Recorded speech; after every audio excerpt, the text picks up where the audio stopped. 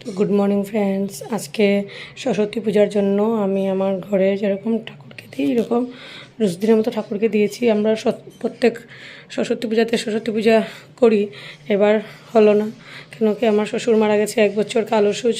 তার জন্যে আমার প্রত্যেক বছর আমরা মূর্তি চেঞ্জ করে নতুন মূর্তি বসিয়ে দিই আবার, কিন্তু এবার হয়েছে না পুজো করা কেন কি কালো সুচ চলছে। তাই আমি পুরনো মূর্তি সামনেই ভোগটা দিয়েছি, খই চিড়া দিয়ে ফল প্রসাদ দিয়ে ভোগ দিয়েছি সরস্বতী মাকে। আর এখানে কাগও দিয়েছি,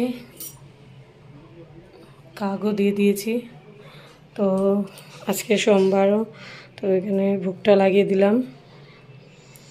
ঠাকুরকে পুজো দেওয়া শেষ হয়ে গেছে আমার। যদি আমার পূজাটা ভালো লেগে থাকে তাহলে লাইক শেয়ার কমেন্ট করতে একদম ভুলবে না।